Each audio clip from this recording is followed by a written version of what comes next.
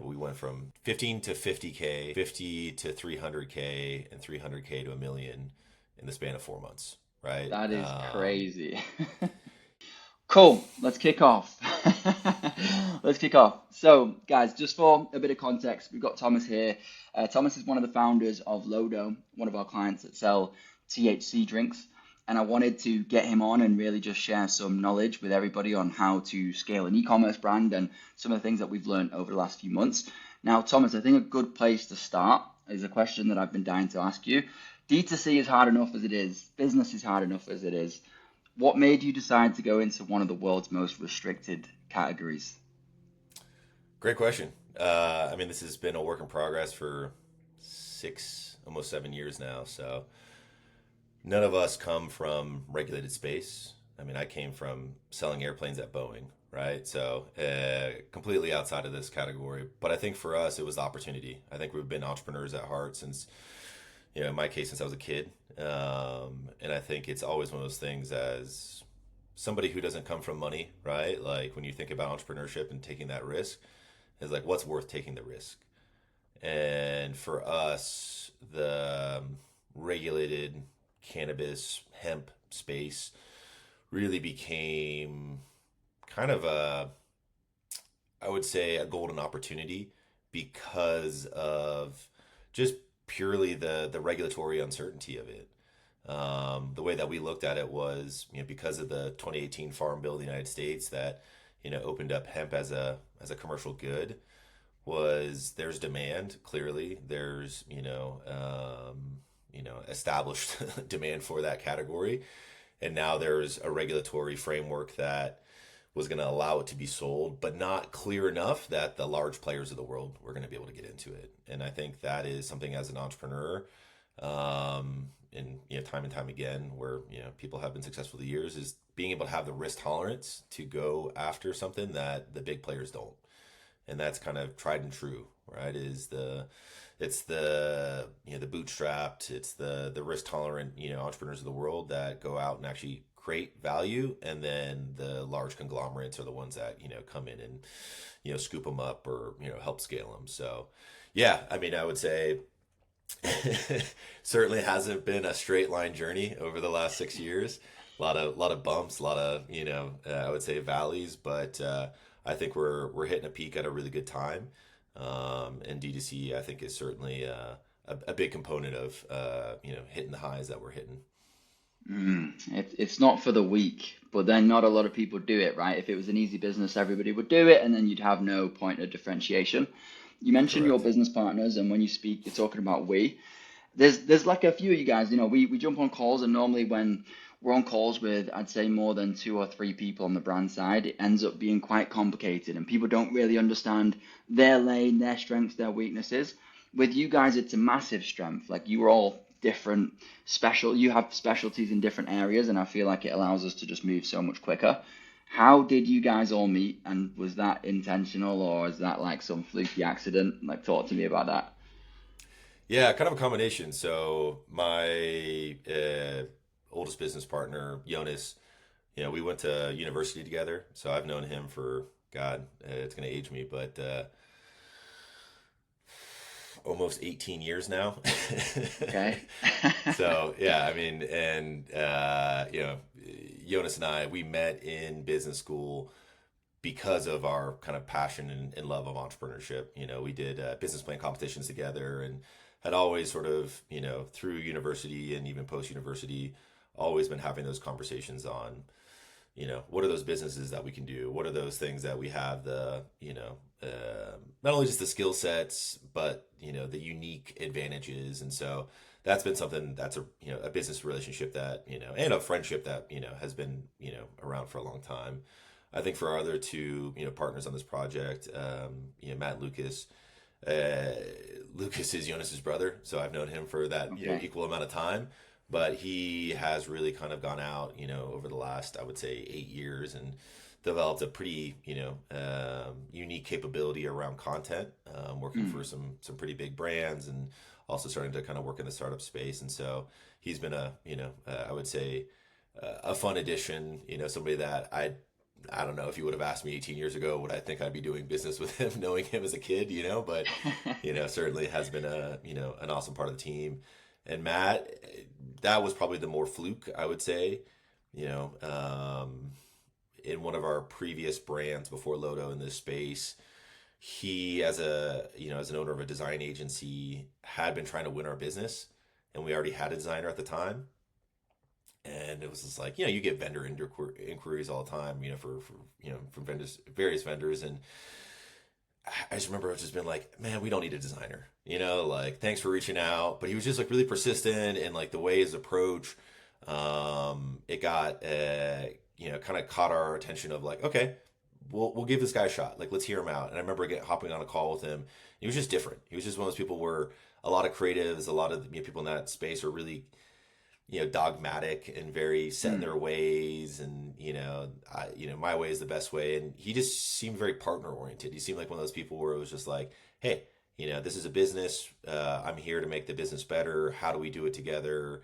And so we gave him some work, and it worked well. And it's been one of those things where increasingly over the last, 4 years since we've been working with him, it's just evolved to the point where about a year and a half ago we were like, hey, do you want to join? Like, this is beyond just a vendor relationship at this point. You really are proving to be a partner. Like, do you want to do this? And he was like, hell yeah. And so, yeah, I would say some of it's, just happenstance of, going to the university with the same people. And other times it's, actively, being willing to find those partners, just out in real life. mm. That's awesome, man. That's pretty organic, especially with Jonas being brothers with Lucas. I didn't even know that until today. So I've learned something already on this call. I want to make this super practical. Like, one thing that I notice with a lot of the people that come to us and try and work with us as an agency to take over their marketing is product makes a massive difference. Like, yes, we've created a lot of content together. The strategy has to be right, but ultimately you can't scale an inferior product. Now, one of the things about you guys is even in all of the comments of the ads, now that we're spending a good amount on ad spend, all of the comments are consistently saying that the product is really good. And when they compare it to other competitors in the market, they say it tastes good, it's got the right price point. How do you go about making a superior product? Was that intentional? What did that look like?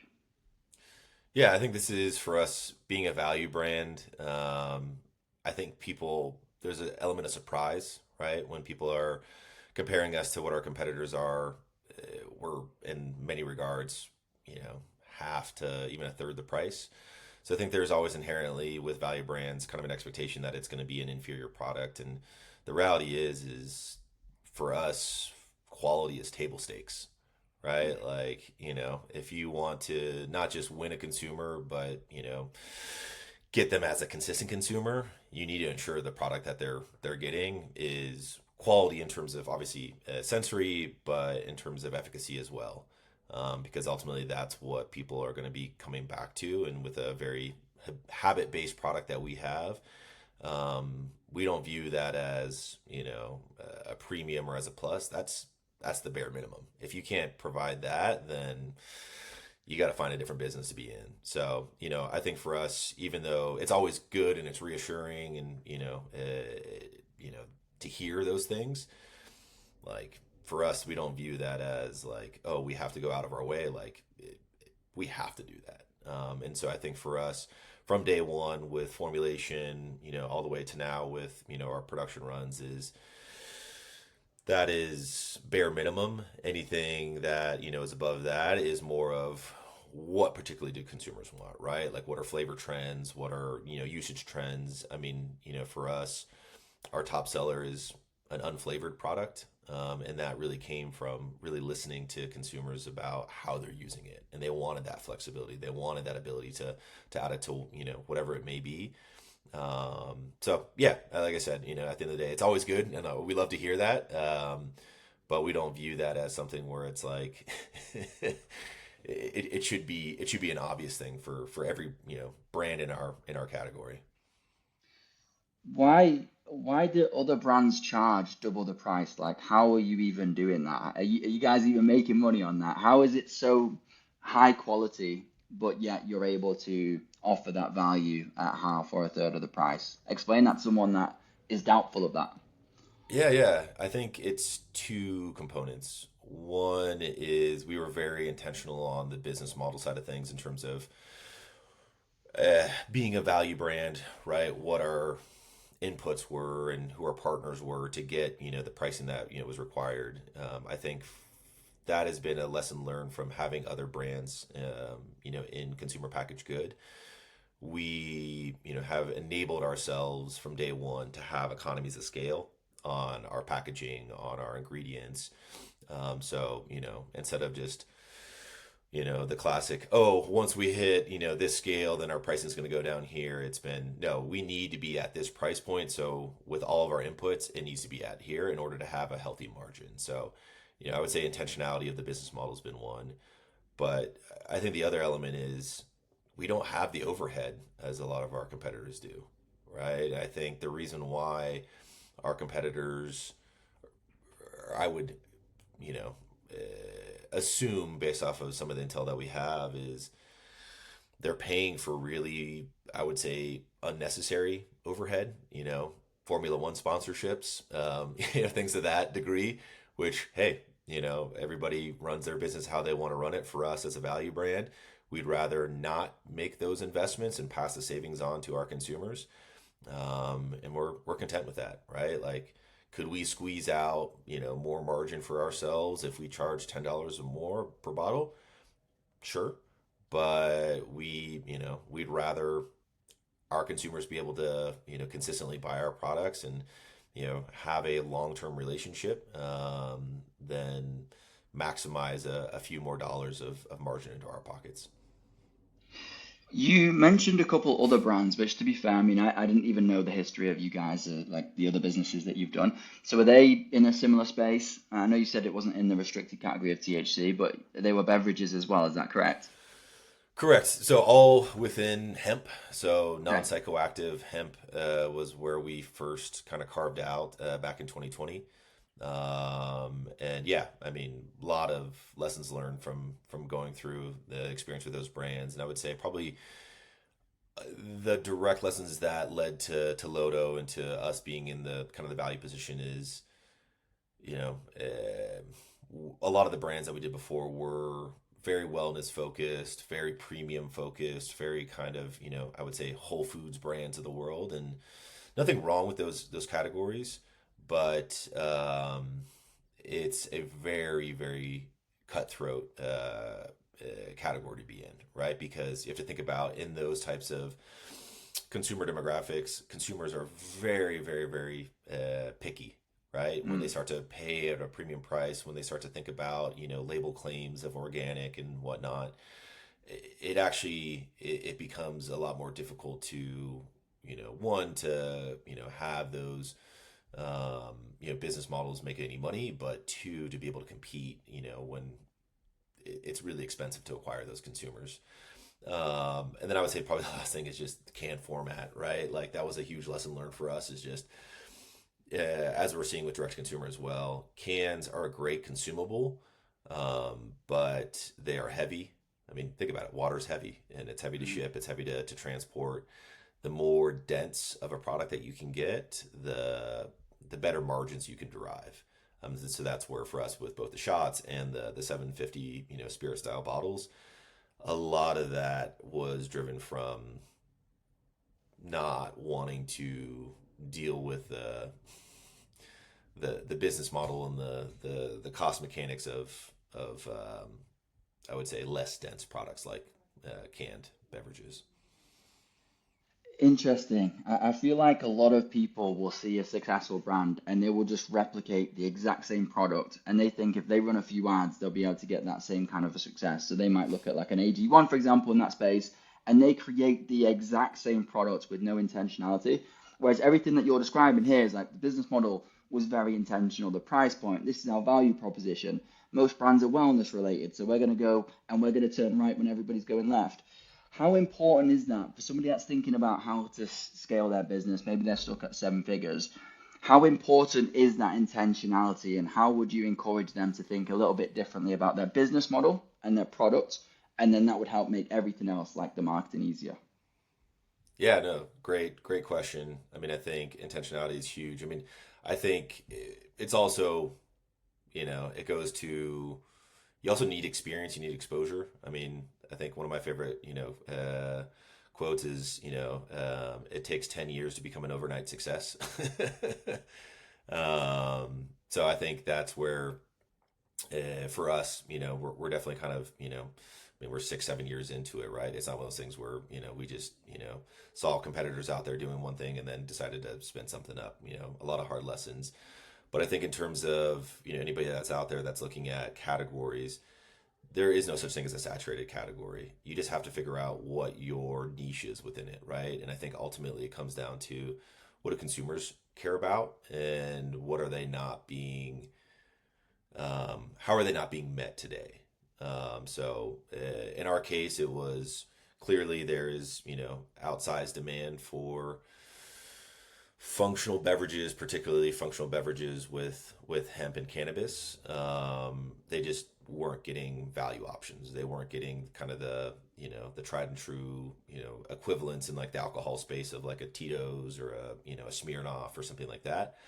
And I think in any category, there's always going to be opportunities. It doesn't always have to be value related. Maybe it's a more premium, maybe it's a more, even like a packaging innovation, right? Of how you're consuming it, what time of day you're consuming it. Like there's always opportunities within every category. One thing that I want to get into, I want everybody watching this to really understand the sort of like rocket ship that you guys are on now. As you're giving these lessons, I want people to understand where we were when we met you like 4 or 5 months ago. And the business was, it was established, you were getting sales, you definitely had proof of concept.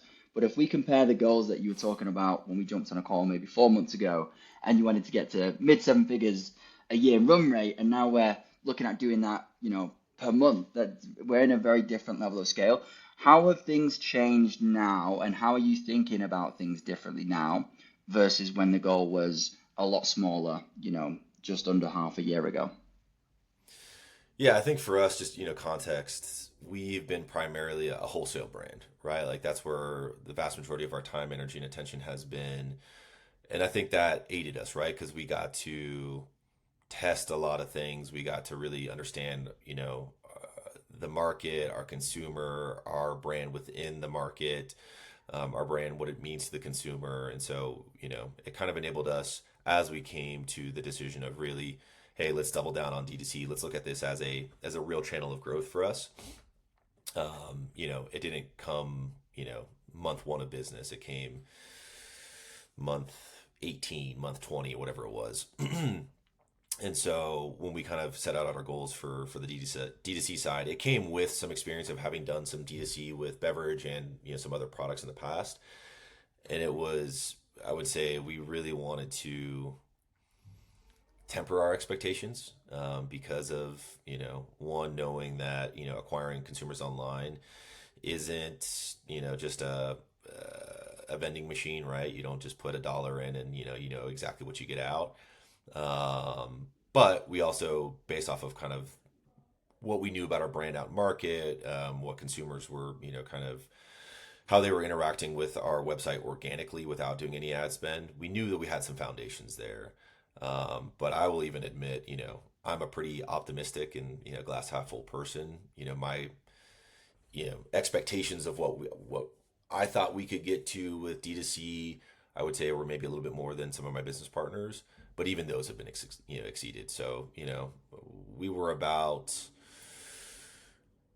$15,000 a month in average sales, from spending $0 on ads, just organically, people going out and retail, throughout the U.S. and seeing our product, and then going to our website and seeing maybe we had a flavor that wasn't available in the retailer. To obviously when we made the intention and obviously partnered with you guys at the very beginning, we went from 15K to 15 to 50K, 50 to 300K, and 300K to a million in the span of 4 months, right? That is crazy. Yeah, and I think it's obviously it's not just one thing. Obviously, I think this partnership has been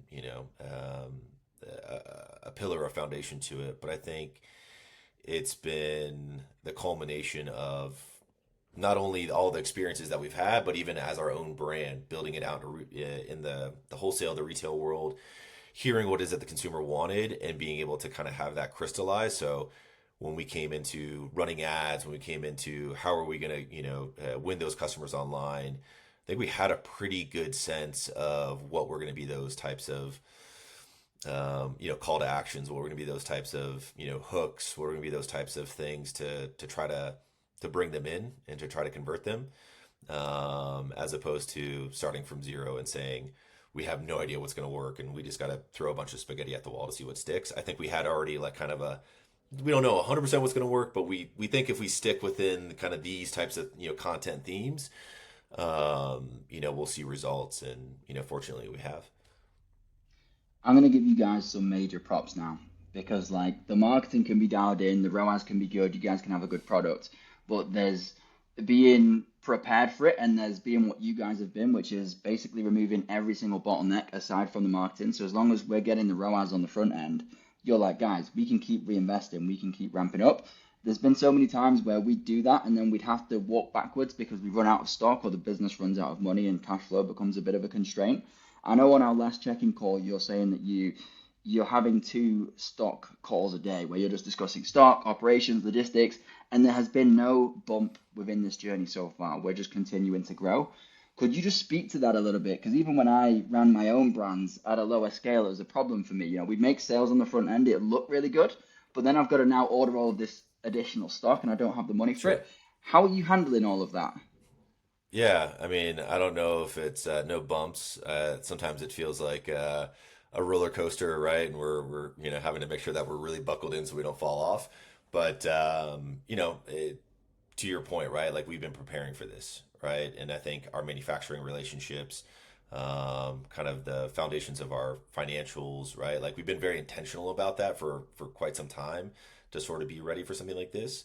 But even then, I mean, I think I was literally just thinking about this last night is like, as entrepreneurs, very little people talk about what happens when things go right.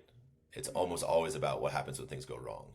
And I think we're in that situation, right? Where it's like, okay, if everything goes according to plan, are you ready? And I would say we've been prepping as much as we can, but even then, it feels at, certain days where you're like, how do you keep up, right? How do you ensure? And I think for us, because of the foundations we've laid, it's less of we have no idea how to do it. It's like, how do we shorten the timeline to get to where we need to be, right? How do we, make, sometimes it's hard decisions, but a lot of times it's more about like it's risk tolerance, right? Because I think in that case, it's how much more do you reinvest? How much more do you commit to inventory, to expanding your ability to keep up with the demand? Because I mean, to a certain degree, that's when things go right is the risk tolerance, right? Is like you're going from, like in our case, right? We a year ago were producing probably on average about 5,000 bottles a week to, we've been averaging at about 25,000 to 30,000 and haven't been able to keep up. Like we're about to go to 100,000 bottles a week, right? Like that's a huge investment, right? That's a huge, position to take. And even though we have the cash flow to support it, like we're like, okay, that could be cash that we could be, profiting for ourselves. That's, cash that we could be, putting into our own pockets. But instead we're like, let's see how far we can take this, right? Let's see how far we can grow this. And so, like I said, still, I would say some uncomfortable, decisions at times because of the financial impact. But we've at least been in the fortunate position to be able to make those decisions and not have decisions made for us. Yeah, to be honest, I'd be surprised if you go from like what we started with. I know that you guys were a little bit nervous about running ads because it is such a restricted category. We started with fairly minimal spend, which I think was the right approach to do. And very quickly, we started to scale up. I think in the last 30 days, we spent over $250,000, which is insane considering it's been like 3 or 4 months. But that will give you some element of anxiety without a doubt. I don't think you'd be human if you didn't feel the pressure of that. So that makes sense. If you had to do things differently, or if you got to do things differently and start again, would there be anything that you would change? I'm thinking more from a perspective of if we're giving guidance to that person that is trying to build an 8-figure business, what advice would you have for that person? Yeah, I think in our case, I it's always hard to go back, right? You know, hindsight's 2020, but um, I think I would have liked to have started DTC earlier for our business. Really, actually, like dedicate resources, time, marketing budget, etc. But I would say even more so, I think for us, and we were pretty good about pivoting and like so. Just for example, right? We started with shots, right? Like that was our first product set on the wholesale side, and we didn't launch the spirits until about almost a year after launching the shots, and we probably could have done it about 6 months earlier. We had already started to get some of the indications from our wholesale partners, retailers, consumers, and I would say it's something that we kind of pride ourselves on now of being really quick to make decisions, and whether it's to start something or kill something or adjust something. But I do think that's something as we think about with future businesses or just even our current businesses as we move forward. It's just quickly make decisions, right? Those are the types of things. Those are the advantages of being an entrepreneur that large companies and having come worked for a Fortune 50 company, right? Is they're like cruise ships, right? To make decisions and to change course is monumental. It takes years. It takes you know multiple board meetings, right? And it's like as an entrepreneur, like the controls in your hands. Now, doesn't mean that you're going to make the right decisions, right? But it's like I think if you're quick enough to, well, one, listen. If you listen properly and you're quick enough to act on those learnings, I think that is something that I'm not saying wish we would have done, but I think we will continue to implement that lesson learned of shorten the cycles, shorten innovation cycles, shorten your ability to respond to what the market's telling you, to what consumers are telling you. Um, and then I would say from there, it's how do you get into consumers' hands faster? How do you even just validate those decisions faster? And I think D2C is obviously a quicker way than traditional wholesaler retailer channels, just because there's a delay, right? And you also don't have that um, discrete data from the end consumer. You have to really kind of go out there a little bit harder to pull some of that. So I would say D2C is for us beyond just a growth engine. I think also now a mechanism for us to think about how do we test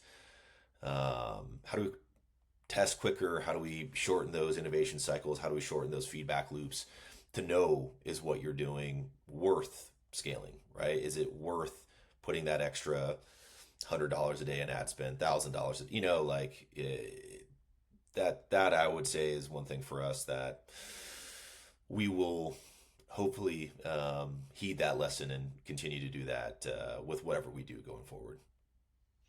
I think that's a really good point. Like speed and urgency, people don't really value that enough. There's a lot of people that will create a brand and try and get 100% hit rate on everything, but that means they only try 10 things. Meanwhile, the entrepreneur that's trying 100 things and 1,000 things and 100,000 things, their hit rate might be 20%. They're taking all of these risks, but at the end of the day, who's winning? Like we're learning so quick. And with D2C, the good thing is we can cut losers very quickly that we might as well test wildcards.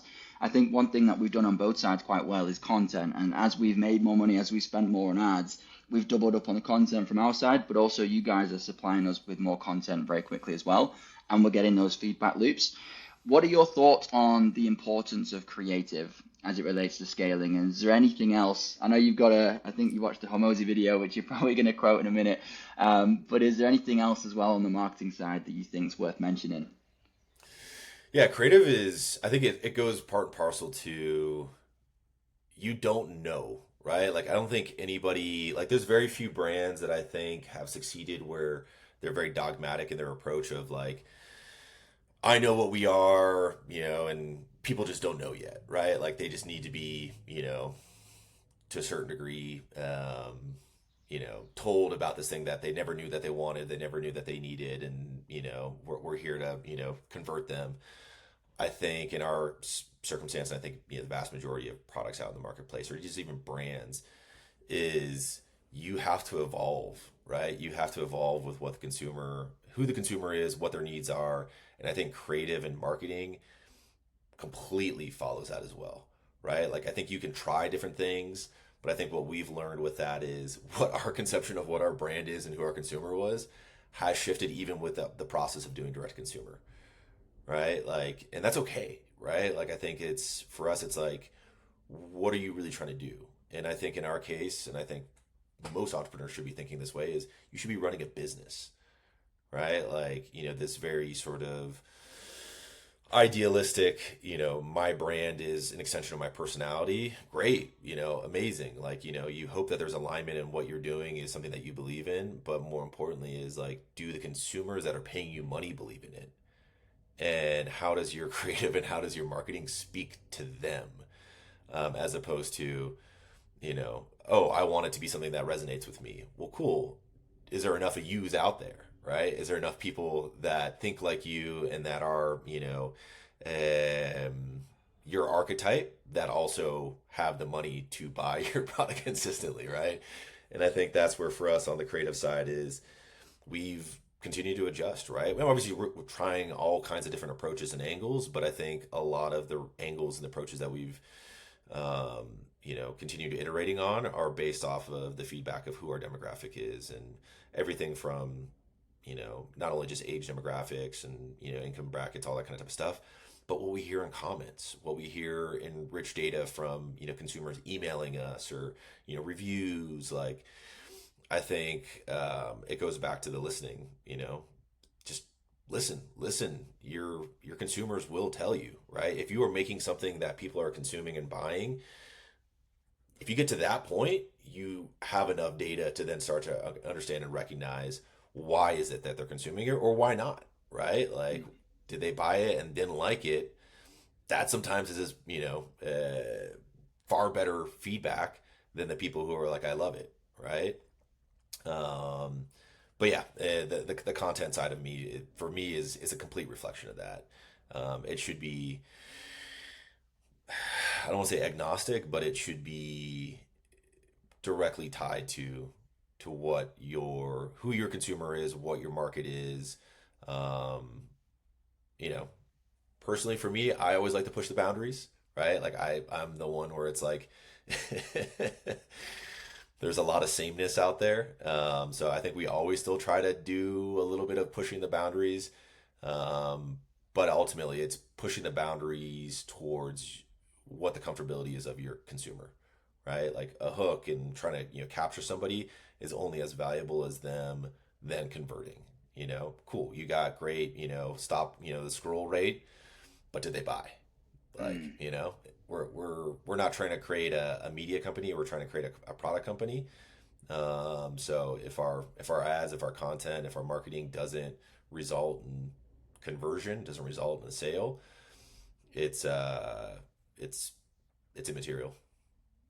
You don't care about being right, you just care about winning. And if that means that you test your hypothesis and it's wrong and you need to adjust, you guys adjust, and that's why we've been able to scale in the way that we have.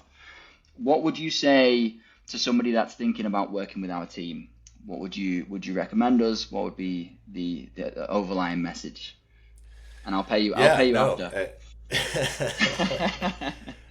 It's funny because I think for us, your partners, right? Whether that's agency, whether it's vendors, whatever it may be. Like you have to think about these are partners for your business, and I think for us, we were very intentional about picking who we wanted to start with, right? And we were fully willing to accept that it could not have worked out. We would have to go to somebody different, but I think especially with D2C being a pretty big investment from our perspective from the beginning, even though we knew we weren't going to, start with $10,000 a day in ad spend, we knew that it had the potential to scale up to that. we knew that whoever that partner was, like, we wanted to be able to get on that journey too, right? Instead of just like, hey, let's cycle through somebody and see how it works. And I think from our initial vendor evaluation, we found some decent partners out there, but I think that you guys were somebody where it felt right from the beginning. There felt like there was an alignment in terms of thinking. I think also from a financial perspective, we felt that there wasn't immense risk, right? Like that you guys, were being realistic in terms of having had brands in the past, right? And knowing, kind of how the agency model can be a little more favorable to the agencies than to the brands. And I think, we appreciated that, right? It was like, okay, you guys understand us. And so just as much as us trying to understand our consumer, you did an intentional job of trying to make sure that you felt that that you understood us. And so that gave us that confidence to work with you. And of course, like, I don't think you guys thought, when we were working together that we would scale this quickly. But you didn't back down, right? And so I think that's the other element of it is like, as we started to get the success metrics, as we started to hit that scaling journey, right, you guys have been able to match us. And that's where I would say, we would recommend to anybody else interested out there is, it's being able to be that flexible partner, not only to be able to win the business, but also to scale the business. And so, yeah, it's been a fun journey, and excited to see how high we can take this. Let's do it. Thomas, this has been a great conversation. One final thing is, where can people grab a bottle if they're curious and they want to try your products? Where should they go? Where can they follow the brand? Well, if you haven't already gotten an ad from us, we're available online throughout the U.S. at drinklodo.com. We're also available in selective retailers throughout the U.S., including Total Wine, Binny's, and Lowe's Foods. But yeah, if you're having trouble finding us, reach out to us on our website, Drink Lodo, and we'll make sure we get a bottle in your hands. Thomas, thank you. Thank you, Paul. Appreciate your time.